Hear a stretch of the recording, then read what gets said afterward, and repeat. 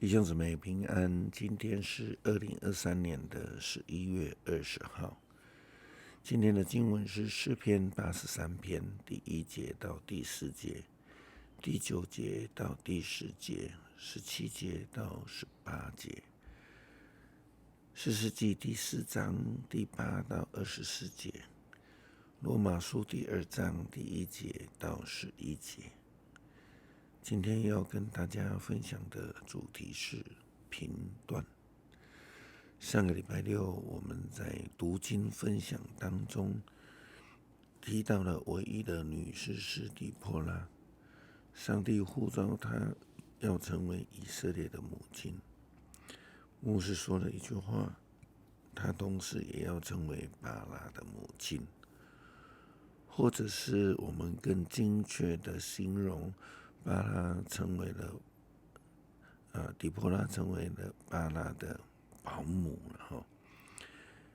因为就如同今天的经文士师记第4章第8节所记载的，巴拉虽然受上帝呼召要成为带领以色列人战争的领袖，可是因为他过分的柔弱，他就对底波拉要求说，圣经的记载，巴拉回答，如果你跟我去，我就去；你不跟我去，我就不去。因为他柔弱的表现，底波拉士师就告诉他，圣经又这样记载，底波拉说，好吧，我跟你去，可是你打胜了也没有攻击，因为上主要把西西拉交在一个女人的手里。于是底波拉和巴拉一起往基底斯出发。这就好像耶稣基督批评那些喜欢在人的面前装模作样，在路口故意大声祷告，装作虔诚的法利赛人。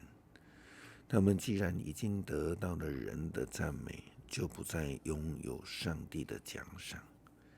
这是两种极端，一个是退缩不前的，一个是过分追求自己荣耀的，都不配得上帝的荣耀。反倒是那一位默默无名女子，忠心于上帝所交付给她的呼召使命，要得到上帝的荣光。士师记第4章第10节到16节记载了整个巴拉所带领的以色列军队对抗西西拉的大军。底波拉士师告诉巴拉说，进攻，上帝已经将西西拉交在你的手里了，上帝在前面引领你。圣经记载士师记这样说，巴拉召集西布伦和拿弗他利的支族的人到基底斯，有10000人跟随他，底波拉跟他一起去。那时基尼人西百在基底斯附近拿撒因的橡树旁搭帐篷，他离开了其他的基尼人，他们是摩西的内兄何巴的后代。西西拉知道巴拉巴已经到他伯山上去，就调出900辆铁战车和所有的军队，派他们从外邦的夏罗舍到基顺河去。底波拉对巴拉说，前进吧，上主在率领你，今天他已经把西西拉交在你手里了。于是巴拉就率领10000人从他伯山下去。巴拉的军队发动攻击的时候，上主使西西拉和他所有的铁战车军队溃乱。西西拉下了车，徒步逃跑。巴拉追击他们部队和铁战车，一直追到外邦人夏罗舍。西西拉全军覆没，连一个也没有留下。上帝确实与巴拉同在，并且将西西拉的大军交在以色列人的手中，使他们大获全胜。不但如此，正如底波拉士师所说的，上帝将荣光给了亚裔的身上。当西西拉的大军败战之后，他就逃亡，进了好友基尼人西柏的太太亚裔的帐篷里。圣经这样记载说，西西拉逃到了基尼人西柏的妻子亚裔的帐篷，因为夏所王耶宾和西柏的家友好。亚裔出来迎接西西拉，对他说：“阁下，请进我的帐篷，不要怕。”西西拉就进去，亚裔把他藏在木帘后面。西西拉对他说：“给我一杯水，我很口渴。”亚裔打开一皮带牛奶给他喝，然后再把它藏起来。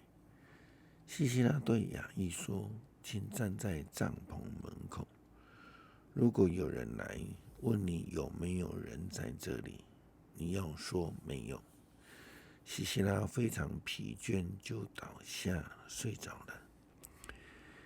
亚裔拿了一个锤子和一个钉帐篷的木钉，悄悄地走到西西拉身边，把木钉打进他的太阳穴，钉到地里，西西拉就死了。上帝以非常特别的方式让以色列人来得胜，并且将西西拉交在一位女子的手上，使她得到上帝的荣光。而护着却没有担当的巴拉，却因为胆怯，要求女士师同行领导。虽然赢得了战争，国力渐强，但却失去了赢得上帝荣光的机会。圣经说，巴拉来找西西拉，亚裔出来迎接，对他说：“请进来，看看你正在寻找的人。”巴拉跟他进去，看见西西拉死在地上，有根木钉穿过他的头。那一天，上帝使以色列人制服了迦南王耶宾，从此以色列人越来越强大，胜过迦南王耶宾，直到他消灭。这是上帝特别的判断跟赏罚。保罗在写给罗马教会的书信当中提到了上帝的审判。保罗也劝勉基督徒不可以评断批判别人，因为上帝也会照这样的事实标准来审判人。最重要的是自己的生命必须要改变，坚持做好事，追求荣光尊贵，追求那永不朽坏的生命。圣经说，朋友啊，你评断别人，不管你是谁，都不可原谅的。你评断别人，而自己所做的却跟他们一样，你就是定了自己的罪了。我们知道上帝审判做这种事的人是没有错的，可是朋友啊，你们用来评断别人的事，正是你们自己所做的。你想你能够逃避上帝的审判吗？是不是你轻视他的仁慈、宽容和忍耐？你应该晓得上帝是仁慈的，因为他要你悔改，可是你的心顽固刚硬，为自己招来更多的愤怒，以至于在上帝的义愤和公义的审判来到的日子，更受更重的刑罚。上帝要按照每一个人的行为报应他，有些人恒心行善，追求上帝的尊贵、荣耀和不朽的生命。这样的人，上帝将以永恒的生命赐给他们。至于那些自私、拒绝真理，反而随从不义的人，上帝的义愤惩罚要临到他们。将所作恶的人将逃不了患难和痛苦，先是犹太人，后是外邦人。但是所有行善的人，他要赐给他们尊贵、荣耀和平安。先是犹太人，后是外邦人，因为上帝是不偏待人的，不应该去评断别人，应该要追求生命实际的改变，追求上帝所赐的生命。上帝会以自己的衡量标准来审判人，并且上帝不偏待人，因为无论是犹太人或是外邦人，上帝都不会偏待人。诗篇83篇第1节到第4节，上帝啊，求你不要静默，上帝啊，求你不要闭口无言。看吧，你的仇敌在反叛，恨你的人在造反，他们阴谋敌对你的子民，他们要陷害你保护的人。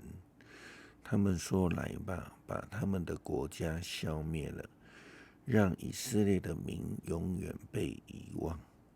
第9节到第10节，求你对付他们，像对付米甸人一样，像在基顺河畔对付西西拿和耶宾一样。你在隐多尔消灭他们，他们的尸体在野地腐烂了。17节到18节，愿他们永远失败惊惶，愿他们在耻辱中死亡，愿他们知道唯有你是上主，你是全地的至高主宰。谢谢上帝赐给我们恩典，让我们的生命得以被改变。求主帮助我们以上帝的标准来看自己，来看别人，不让我们随意去评断别人，成为一位容神益人的人。求主继续来保守医治玉洁，让她能够早日恢复健康。感谢祷告，奉主耶稣基督圣名求，阿们。